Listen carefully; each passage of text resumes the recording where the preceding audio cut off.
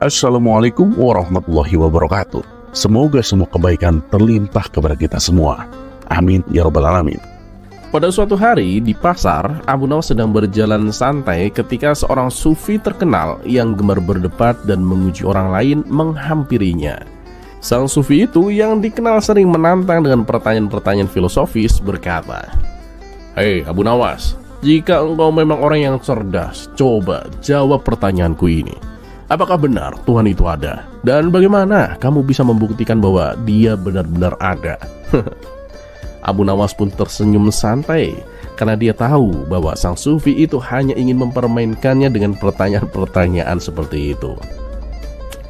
"Ah, gampang sekali pertanyaanmu itu," ujar Abu Nawas. "Tapi sebelum aku menjawabnya, aku punya satu permintaan untukmu. Gimana?" Sang sufi itu pun bertanya. "Permintaan apa, Abu Nawas?" "Tolong pinjamkan aku sedikit saja otakmu," jawab Abu Nawas dengan nada serius. Sang sufi pun terkejut dan bingung. "Apa maksudmu, Abu Nawas? Pinjam otak? Bagaimana mungkin aku bisa meminjamkan otakku?" Abu Nawas pun mengangkat alisnya dan dengan senyum licik ia berkata, "Nah, ya itu. Bagaimana mungkin engkau meminta aku membuktikan keberadaan Tuhan, sementara engkau bahkan tak bisa meminjamkan otakmu sendiri? Jika hal sederhana seperti itu saja tidak bisa kamu lakukan, mengapa kamu meragukan sesuatu yang jauh lebih besar seperti keberadaan Tuhan?" Sang sufi pun terdiam, tak bisa menjawab.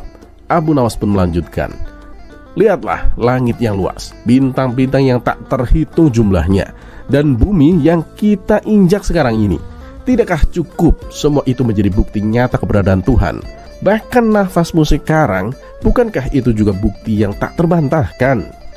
Sang sufi pun mencoba mempertahankan logikanya yang kaku, tapi Abu Nawas dengan tenang menambahkan, "Dan jika kamu masih belum percaya, pergilah ke laut dan cobalah hitung jumlah air yang ada di sana. Jika kamu berhasil, mungkin saat itu aku akan percaya bahwa Tuhan tidak ada." Kebingungan dan kelelahan karena perdebatan yang tak bisa dimenangkan, sang sufi pun akhirnya mengangguk dan berkata, "Baiklah, engkau memang terlalu cerdik untuk dijebak dengan logika, Abu Nawas."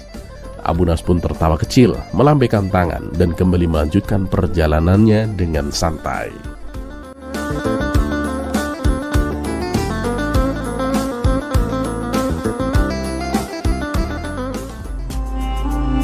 Kisah selanjutnya.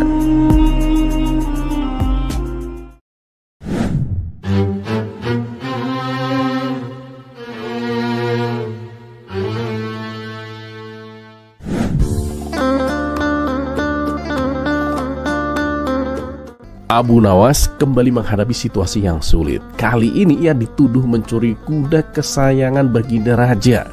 Bahkan beberapa menteri yang tidak suka padanya memanfaatkan kesempatan ini untuk memfitnah Abu Nawas. Mereka mengaku telah melihatnya menyelinap ke kandang istana pada malam sebelum hilangnya kuda tersebut. Meski Abu Nawas membela diri dan mengatakan bahwa saat itu ia berada di ladangnya sendirian, Baginda Raja tidak percaya begitu saja karena Abu Nawas tidak memiliki saksi satupun. "Sekarang bisakah kamu buktikan siapa yang melihatmu di ladang, Abu Nawas?" tanya Baginda Raja. "Maaf Paduka Yang Mulia, saya sendirian saat itu," jawab Abu Nawas. "Lalu bagaimana aku bisa percaya jika tidak ada saksi, Abu Nawas?" ujar Baginda Raja dengan serius. Mendengar hal itu, Abu Nawas pun hanya bisa pasrah, wajahnya tertunduk lesu. Meski Baginda Raja sebenarnya tahu bahwa Abu Nawas tidak bersalah, ia sengaja menguji kecerdikan Abu Nawas untuk melihat apakah ia bisa lolos dari hukuman yang akan diberikannya. "Atas kejahatan yang kamu lakukan, aku akan menghukummu, Abu Nawas. Ada dua pilihan, kamu diusir dari negeri ini selama-lamanya, atau kamu dihukum mati. Pilih yang mana?" tanya Baginda Raja. Sejenak Abu Nawas terdiam, memutar otak, mencoba mencari cara agar bisa terhindar dari kedua hukuman tersebut. Tak lama kemudian ia pun menemukan ide yang cemerlang. "Paduka Yang Mulia, kalau memang itu menjadi keputusan Paduka, saya terima. Dan saya memilih diusir dari negeri ini selama-lamanya, Paduka. Tapi izinkan saya menentukan sendiri harinya," kata Abu Nawas. "Oh, tidak bisa, Abu Nawas. Kalau kamu yang menentukan, bisa saja hukumanmu menjadi bulan depan, tahun depan, atau bahkan bertahun-tahun lagi," balas Baginda Raja dengan tegas. Maaf Paduka Yang Mulia, jangan keliru. Jika bulan depan berarti saya menentukan bulan, begitu pula dengan tahun depan berarti saya menentukan tahun. Yang saya katakan adalah menentukan hari Paduka, jelas Abu Nawas. Baginda Raja pun berpikir, hari kan hanya ada 7. Paling lambat hukuman itu akan terjadi dalam seminggu. Akhirnya Baginda Raja pun mengabulkan permintaan Abu Nawas itu. Baiklah Abu Nawas, hari apa yang kau pilih? Tanya Baginda Raja. Saya akan menjawabnya besok Paduka. Dan sebelumnya izinkan saya berpamitan dengan istri dan anak-anak saya dulu Paduka, terang Abu Nawas. Keesokan harinya Abu Nawas pun kembali ke istana untuk menghadap Baginda Raja. Bagaimana Abu Nawas? Sudahkah kau menentukan harinya? Tanya Baginda Raja. Sudah Paduka Yang Mulia, jawab Abu Nawas. Bagus, hari apa kamu akan meninggalkan Baghdad untuk selama-lamanya? Tanya Baginda Raja lagi. Saya akan pergi sehari setelah saya meninggal Paduka, jawab Abu Nawas dengan tenang. Mendengar jawaban itu Baginda Raja pun langsung tertawa terbahak-bahak. Jadi aku harus mengusir jenazahmu Abu Nawas? Ya benar Paduka Yang Mulia. Dan yang namanya diusir ya harus berjalan sendiri, jawab Abu Nawas dengan cerdik. Abu Nawas, mana ada jenazah bisa berjalan sendiri? Kata Baginda Raja sambil terus tertawa. Berkat kecerdikannya, Abu Nawas sekali lagi berhasil lolos dari hukuman. Bahkan karena telah berhasil menghibur Baginda Raja, ia diberi hadiah sejumlah pundi-pundi uang.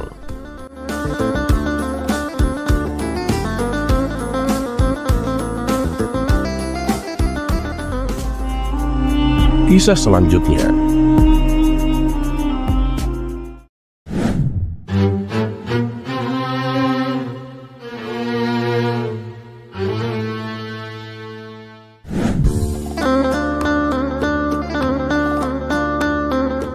Suatu hari, Abu Nawas sedang duduk santai di depan rumahnya ketika seorang pria terkenal di kampung itu datang menghampirinya. Pria ini dikenal sangat keras kepala, dan siapapun yang berdebat dengannya selalu kalah karena dia tidak pernah mau mengalah. Abu Nawas, kata pria itu, aku dengar kamu orang pintar, tapi aku yakin kamu tidak bisa membuatku berubah pikiran tentang sesuatu. Abu Nawas pun tersenyum. Oh begitu, baiklah. Mari kita coba. Apa yang ingin kau buktikan? Aku yakin bahwa matahari adalah bulan dan bulan adalah matahari, kata pria itu dengan penuh keyakinan. Abu Nawas pun pura-pura terkejut. Benarkah? Wah, itu penemuan yang luar biasa kawan.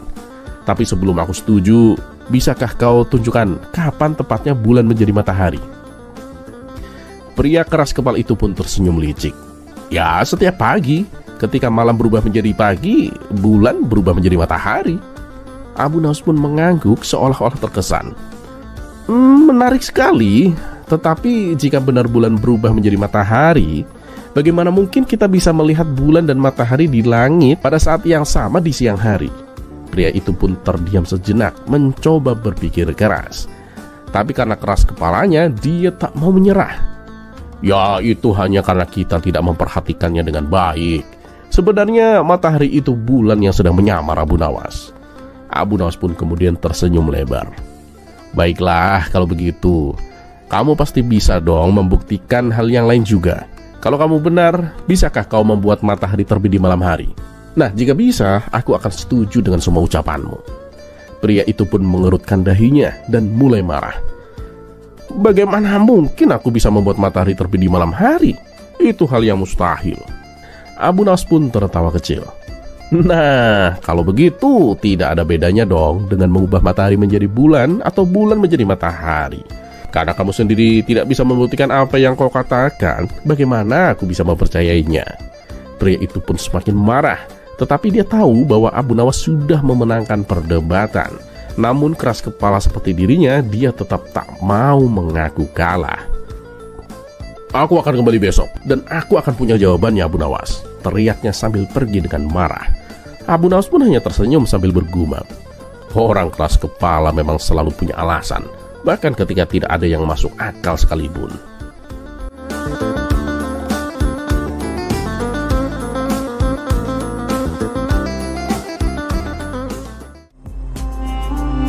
Kisah selanjutnya.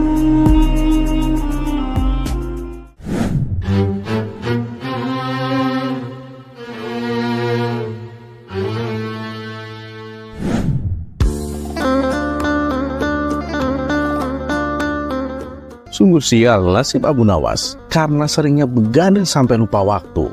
Kini ia dilarang istrinya keluar rumah. Jangankan tongkrongan malam, di saat siang hari pun tidak diperbolehkan. Kalau sampai melanggar larangan tersebut, istrinya mengancam akan pulang ke rumah orang tuanya. Akhirnya dengan berat hati Abu Nawas pun menuruti perkataan istrinya. Tapi Abu Nawas tak diragukan lagi sejuta akal cerdiknya. Ia bisa keluar nongkrong tanpa harus melanggar larangan istrinya itu. Berikut kisah lengkapnya. Sudah seminggu, Abu Nawas diam di rumah menuruti keinginan istrinya. Abu Nawas pun mulai terlihat jenuh dengan suasana di dalam rumah.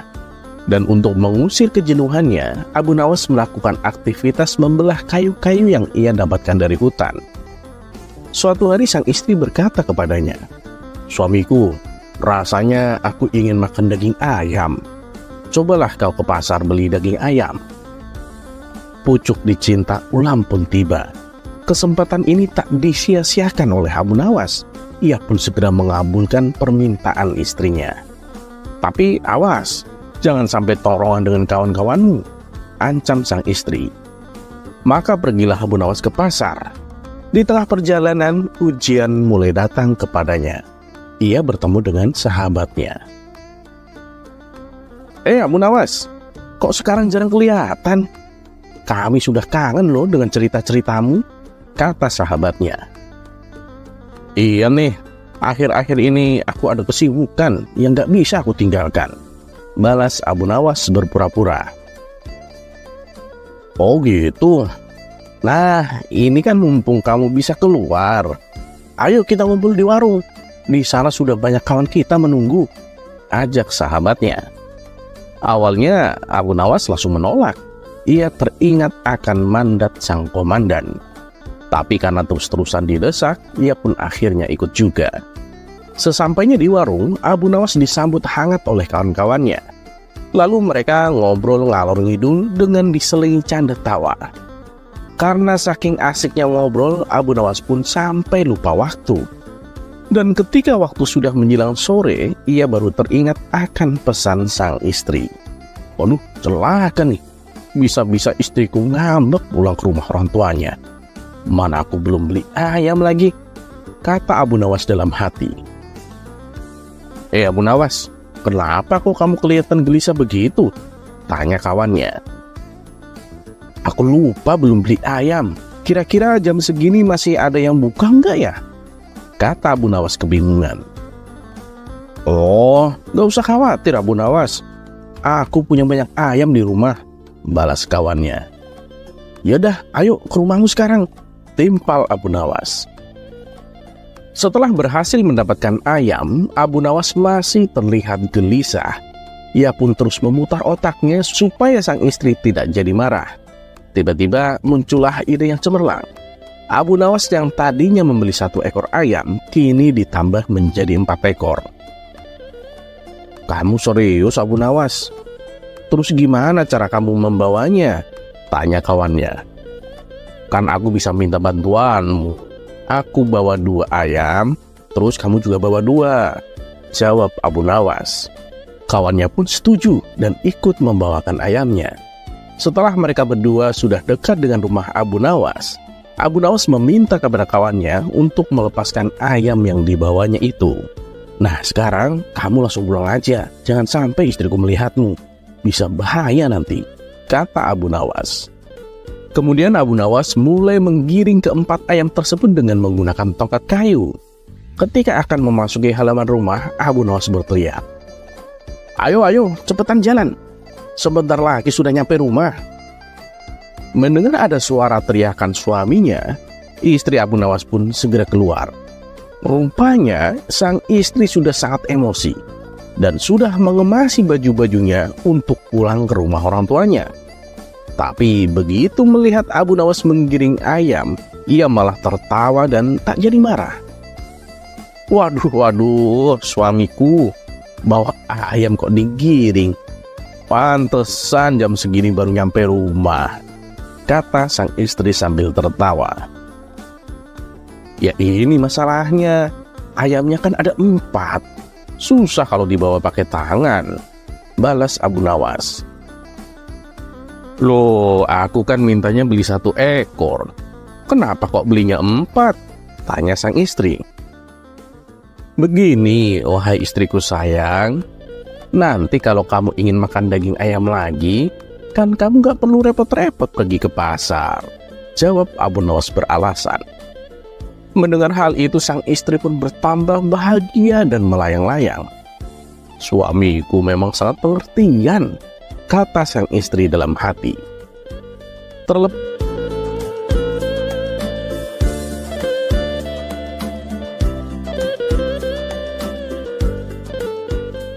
Terlepas apakah cerita ini adalah cerita fiksi atau kenyataan, sebagai suatu keluarga, sudah seharusnya untuk saling menjaga hati dan perasaan, saling membahagiakan dan saling mengerti satu sama lain, selalu harmonis dan selalu romantis. Semoga bermanfaat, dan seperti biasa, terima kasih. Wassalamualaikum warahmatullahi wabarakatuh.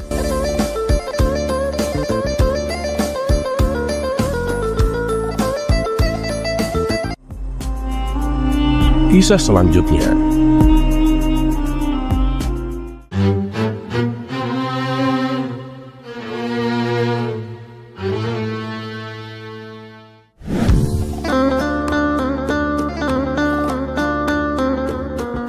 Akhir-akhir ini kita dihebohkan dengan permasalahan yang belum berujung, yaitu masalah etika. Etika adalah suatu penghormatan antara kita sesama manusia. Yang muda menghormat dan patuh kepada yang lebih tua, dan yang tua menghargai dan menyayangi kepada yang muda.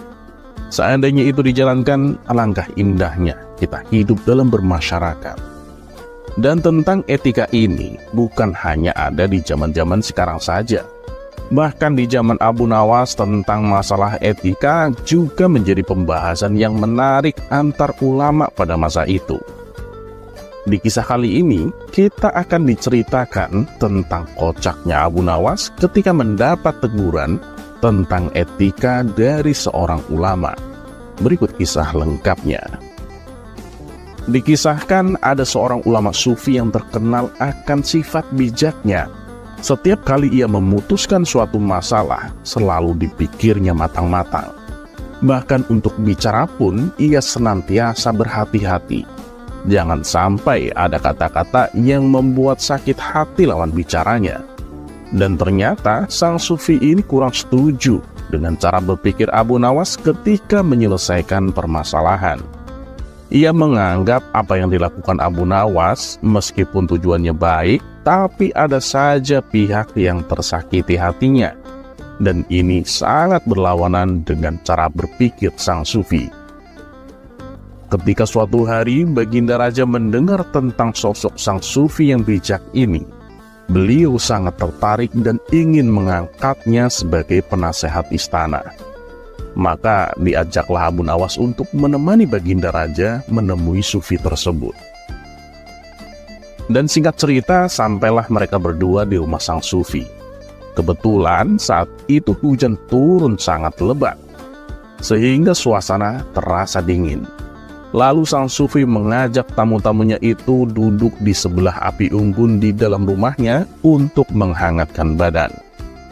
Di hadapan sang sufi, Baginda Raja meminta suatu pituah tentang bagaimana seharusnya bersikap sebagai seorang raja. Lalu sang sufi memberi beberapa nasihat. Paduka, meskipun Paduka adalah raja yang adil, tapi Paduka juga harus menjaga lisan saat bertutur kata.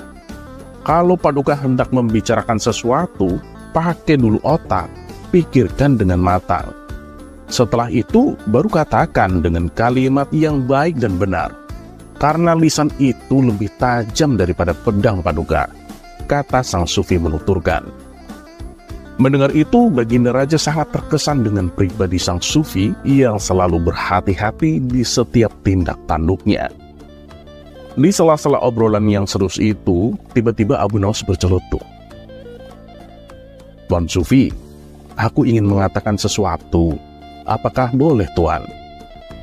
Sesaat sang sufi menatap tajam ke arah Abu Nawas. Pasti dia akan berkata yang menjebakku. Aku sudah tahu tutur katanya selalu menipu. Tapi aku sudah siapkan jawaban. Justru ini saat yang tepat untuk menasehatinya, pikir sang sufi. Kalau menyangkut kebenaran, silahkan, katakan saja. Dan ingat, jangan gunakan lisan untuk berkata yang tidak ada gunanya. Juga sebelum kamu berkata, berhati-hatilah. Gunakan kalimat yang benar dan baik, agar lawan bicaramu tidak sampai sakit hati, kata sang sufi menasehati. Oh tentu Tuan, ini menyangkut suatu kebenaran, ujar Abu Nawas. Bagus, silakan, apa yang ingin kau katakan, ucap sang sufi. Tuan Sufi, sebelumnya mohon maaf Tuan, aku melihat ada benda berwarna merah mendekati baju Tuan, kata Abu Nawas memberitahu. Benda warna merah? Maksudnya? Tanya sang sufi. Maaf Tuan, bukannya saya lancang. Itu benda warna merah yang apabila dipegang rasanya sangat panas, jawab Abu Nawas. Iya, benda apa itu? Tanya sang sufi kembali. Saya mohon maaf sekali lagi Tuan. Sepertinya sepercik api unggun mulai membakar jubah Tuan, jawab Abu Nawas. Seketika itu sang sufi melihat jubah yang sebagian sudah hangus terbakar. Kenapa kamu tidak langsung memberitahuku? Jangan berkata bertele-tele seperti itu, kata sang sufi merasa geram. Loh Tuan, ini kan sesuai dengan nasihat Tuan. Aku harus berpikir dulu sebelum mengatakannya. Aku tak ingin Tuan sampai sakit hati mendengarnya, balas Abu Nawas cengengesan. Sang sufi segera melepaskan jubahnya dan memadamkan api yang menempel. Sementara Baginda Raja spontan tertawa melihat tingkah Abu Nawas ini.